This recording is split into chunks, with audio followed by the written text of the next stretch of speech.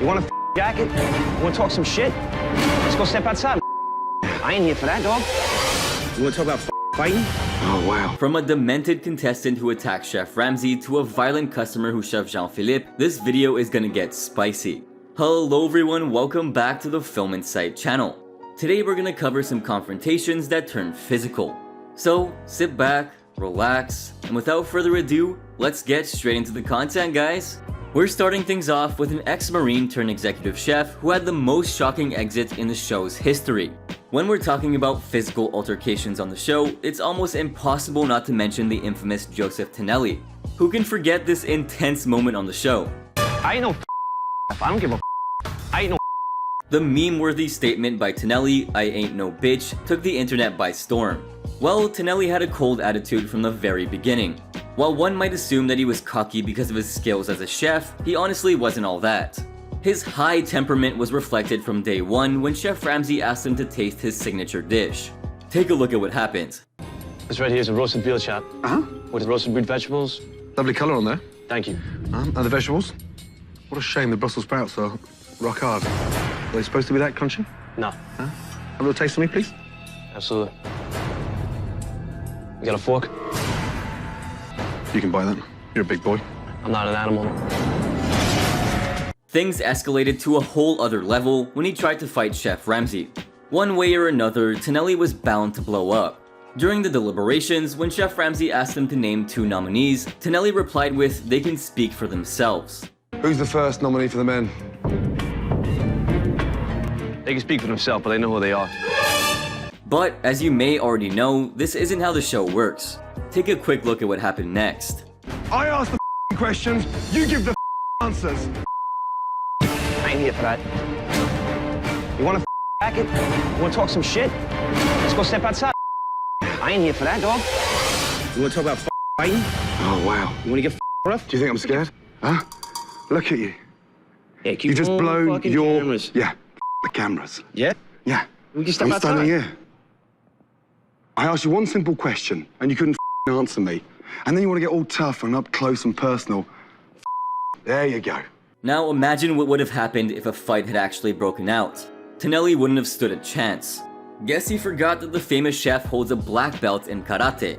So the only thing that Tonelli managed to do with all that rage was produce a glorious meme of himself. But this story has its own twists. Most fans believe that the whole drama was staged. This led to a lot of debates over the matter. Some viewers claim that Tonelli was planted to boost the show's ratings. Needless to say, the show's producers slammed these claims immediately. They added that the show could be very stressful and can bring out the worst from its contestants. According to an anonymous source from the set, chefs that are eliminated from the show get a psychological evaluation. Additionally, they're pampered with massages and other services to help them get back into their normal life. Tonelli has the shortest tenure record for any contestant in the history of Hell's Kitchen. While Tonelli had the potential to be a great chef, thanks to his arrogance, he was thrown off his high horse. But this chef, on the other hand, as a surprise entry, the courteous and polite Jean-Philippe makes his way onto our list. Philippe is hands down the most favorite maître d' on Hell's Kitchen, and when he left the show, several fans were upset. From trying to motivate contestants to charming us with his smile, there have been times when Jean-Philippe has even shown his angry side. In the second episode of Season 6, Jean-Philippe had a heated argument with Van Heard. That night, Heard was working at the tableside station. Any chef who works at that station is bound to coordinate with both the restaurant manager or maître d' and the chefs in the kitchen. However, Heard was not ready to listen. It all started when Jean-Philippe was trying to help Heard with his table, but instead of just listening to him, Heard did this. What is going on with these two? This led to an argument between the two, and this is what Chef Ramsay did. What is going on? I'm telling you, both of you calm down. And I need one shrimp special urgently, but keep it cool in front of these customers, and you keep it cool. Is that clear? A little later, Heard made a dumb mistake. He went to the red table instead of the blue one. Heard clearly missed the red plates on the table. When Jean-Philippe raised the issue about Heard, Chef Ramsay said, How y'all doing tonight? Chef, he's going to the wrong table. Oh, no. Van! Come here! That's the red table. You're running the blue. Hey, Bozo, give me one scampi special on the right table. Yes, chef. and then the most hilarious thing happens. What's the matter between you two? There's a language barrier there. What do you mean there's a language barrier? He's speaking English, you dick. I know, but he's from Texas. However, the situation between the two intensified. Hurd, because of his clumsiness, dropped both of his pans and rushed into the kitchen to get a fresh one. Seeing that, Jean-Philippe said, Come on. We're gonna try that again. I'm sorry. I gotta go get a pan, okay? I will be right back. Don't get in trouble. Behind. Don't run in the restaurant, please. Jean-Philippe, better stop trying to tell me what to do. I know that. I'm going to explode, my friend. Listen to me. Listen to me. Before things got even crazier, Chef Ramsay intervened and did this. Hey, both of you, come here. Both of you, come here. Now! What is going on? He's got no respect Don't whatsoever. shout! We're in front of the customers now! I'm sorry, Chef. He's not respecting this dining room, chef. Calm down, listen to him, and you pay a little bit of respect. And if you do your job, and you do your job, we'll come together. Because right now, you're turning the whole place upside down. Chef Ramsay somehow managed to get Philippe and Hurd to calm down, but this contestant from New Jersey had a mouth that was bigger than her talent. Throughout season 15, Jackie Fuchs, thanks to her foul mouth, had a rivalry with almost everyone. There was no doubt that her teammates wanted her booted from the competition. In the 10th episode, the red team was having an awful night. With one mistake following the other, Chef Ramsay was done and kicked them out of the kitchen. Seeing this, the blue team pulled up their socks, bounced back, and gave it their best. Surprisingly, despite winning the challenge, Joe Ritchie from the blue team was eliminated for his inconsistent performances. Kristen Barone was shocked because she was expecting Fuchs to be thrown out. Back at the dorms, Fuchs, of course, couldn't resist mocking Barone, and this is what she said. Why are you voting for me? Who do you want me to vote for? Them two, they up service and made us lose. I kill it in service every goddamn time. When you are in service, you shine as a cook. Challenges is where you shine as a chef. We cannot carry you through challenges, bro. I've only been cooking for 3 months. Listening to that, this is how Barone replied. Wait a minute, what? Jackie's only been cooking for 3 months. Everyone else has been cooking forever. We deserve this, and obviously Jackie doesn't. But that means you're not ready for BLT. I got I'm ready for BLT. I got 7 years on you and 6 months. Barone even expressed how angry she was with Fuchs and how disgusted she was with her for not being humble. Take a look at what happened next. Kristen, give me your lighter. No. Give me your lighter. Talk like you touch my lighter, I will punch you in the face. Punch me in the Give face. me my lighter, Jackie. Punch me in the face. Jackie, give me my Punch me lighter. in the face. Either light your cigarette or give me my lighter. However, Fuchs wasn't done, and her childish behavior led to a huge argument. Fuchs once again taunted Barone to hit her. Take a look at what she did next. Piece of Put your hands out. out of my Put your face. hands on me. Guys, Kristen. put your hands on. Done. Done. Put your hands Get on the me. out of my face. Guys, put your hands Get on the me. out of my face. Barone could have certainly hit her for what she did, but instead, this is how she reacted. Like, I'm so over her causing a big scene. Like, I don't know who the you are, what garbage can that you got dragged out of, but what the is wrong with you? And that's why Barone went ahead to the finals, while Fuchs didn't even make it to the Black Jackets phase. While this catfight could have gotten a lot worse, nothing could prepare you for this discussion from season 12 that led to a huge brawl. As you might expect, nobody likes to go up for elimination, as it's evident that one of them is going to be sent home. But before that even happens, the team is forced to zero in on their weakest link. While most of these discussions almost always lead to arguments, this particular one turned out to be extreme. In the 3rd episode of season 12, the red team and blue teams had an awful service. It was so awful that both teams were kicked out of the kitchen and were named joint losers. As both teams discussed who should be sent up for elimination, things went in a different direction for the blue team. Jason Zapaltis lost his cool. So how exactly did this all start? Things were going alright when the team considered Michael DeMarco as their first nominee. However, when Michael Gabriel suggested that Chris Eversole be the next nominee, this is what Eversole said. I know I could have done better, but Mike, he's poison for the team. Keep DeMarco, keep me, but get Mike out of here. Eversole even requested that the team consider Mike Aresta over their other choices since he did nothing that night. If I'm getting all the elements composed, you're seasoning fish at this point, and that's all you did for me. It's not exactly like Eversole was lying or throwing Aresta under the bus. His accusation was absolutely right. Of course, Aresta didn't like that, so he gave his opinion. Chris wanted to fucking be the first guy to leave. Since that didn't go down so well, a huge argument broke out. You know, that's not like one person just works and the others doesn't, you idiot. If you don't see me do something, you're my man. You're listening to every order being called out, and you're watching what my hands are doing. All right, the guy that's cooking Both is of you supposed to are be cooking. responsible. Yeah. But if he's saying that he didn't do it right, you're his backbone. He's been sabotaging us till he sucks so bad. The situation got far worse when Zapaltis said this to Aresta. Go back to the grocery store. I go to Back to the grocery store and keep working there, bitch. What followed was a war of words between Zapaltis and Aresta. Oh, man, you're better than me, oh motherfucking piece of shit. Give a fuck.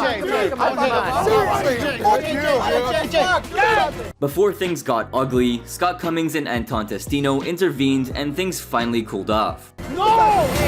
Hey, Mike. Mike, one shot. One shot. You'll be dead before you even straighten your little brain. Come on. It's not worth it. He works at the grocery store. I know, exactly. Dude, you can talk all the shit you want, bro. Guys, listen. After all that, Simone Hammond volunteered to be eliminated. Before leaving, she said, I'm normally really energetic and lively, and since I have been feeling well, I think I've come across as very soft and not someone who can fight. And even the biggest, most wonderful things sometimes don't turn out to be the best for you. that was an easy one, wish granted. While that argument was absolutely unnecessary and a colossal waste of energy, this contestant from Florida was insufferable in not 1, but 2 seasons. Robin Almodovar's rivalry and behavior with everyone in seasons 10 and 17 was insufferable. But honestly, her behavior in season 10 stooped down to a whole other level. She first fought with the red team and then picked a fight with almost everyone in the blue team. While there are too many arguments to bring up, there was one that got really intense. In the 10th episode of the 10th season, the red team was kicked out of the kitchen because of their continuous mistakes. Almodovar's relationship with Kimmy Willis was already sour, and that night both of them were arguing during the service as well. Back at the dorms, instead of figuring out what went wrong, Almodovar started complaining about Willis for screwing up that night. The 2 fish, was told 5 minutes, so I fired them. The meats were off on the counts. I am so livid right now. Oh my God, all hell is gonna break loose. Seeing the ridiculous behavior, Christina Wilson did this. Over it, dude. I'm over it. I'm so tired of her bitching. It's just too much. It literally drives me nuts. A huge argument broke out between Almodovar and Willis when Willis tried to defend herself. Because when Kimmy works in the station, she doesn't communicate. So you throwing me on the bus? I'm not throwing you on the bus. Tell me what I heard. Come on. I'll tell you exactly what I heard. Tell me then. Come on. Kimmy, you better step the back. Bitch, I ain't stepping nowhere. You think I'm scared of you? I'm not scared of you. You're throwing me under the bus. Cool, bitch. It's cool. true. You called me a bitch today, and you want me to keep my mouth shut? That's when Almodovar put the blame on Wilson. Things were getting crazy, and finally when the team discussed who should be up for elimination, Willis suggested Almodovar.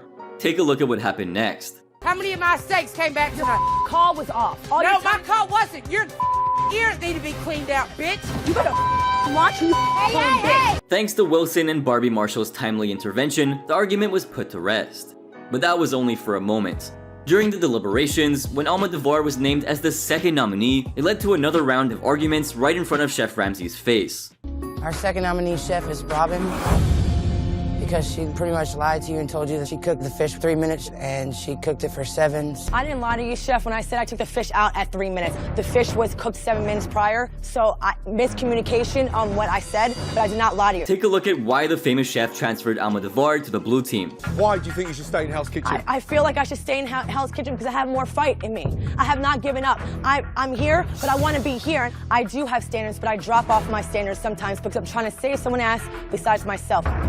This is the kind of that goes on, Chef. This is why I hate working on the red team. I prefer to be on the blue team. They're gonna kick your ass? No, they won't because they respect me because I come in here with 250%. Despite the blue team's displeasure, Almodovar got away with her sour attitude and finished things off in 6th place. But in Hell's Kitchen, it's not just the contestants who have attitude issues. This customer from season 1 attacked Jean-Philippe. Whether you realize it or not, restaurants are filled with high amounts of drama. But most of the time, all the drama is within the boundaries of the kitchen. However, sometimes the wait times are way too long and customers begin to show their frustration. Really, the only people who face the complaints are the ones at the front of house, and in this case, we're referring to Jean-Philippe. In the 2nd episode of season 1, during the dinner service, both teams put up an awful service. They were slow, were making mistakes, lacked communication, and weren't working together. There was absolutely no coordination. Since hardly any food was being sent out, customers were getting impatient. In the middle of the service, one of the customers decided to handle the situation by themselves, and as expected, it didn't go very well.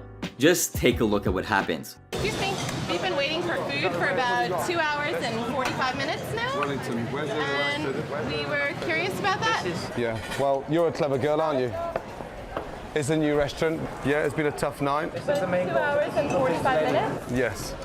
Right. Anything else? So, why don't you... Asparagus, please. Meanwhile, another customer from the same table decided to take matters into his own hands, seeing that Jean-Philippe immediately tried to handle the arrogant customers. But this is what happened. You can't. What? Don't tell me I can't. No, I'm seriously. Look, I want some food, man. You can't. By law. I wish your education could be as good as your voice. Huh? When the customer wasn't backing down and was boasting about his doctorate, this is what Jean-Philippe said. I have a doctorate in music from the University of Southern California. Yes, Do you have a doctorate? I do have an education. What followed next is unbelievable. Take a look at this. Then you are less educated than me, so don't get in my face. The customers were then kicked out of the restaurant by the crew. And after seeing the whole ordeal, Chef Ramsay shut down the kitchen for the night. With that, we've sadly come to the end of the video. Which one of these moments shocked you the most? Let us know in the comments section down below. Thanks for watching, guys!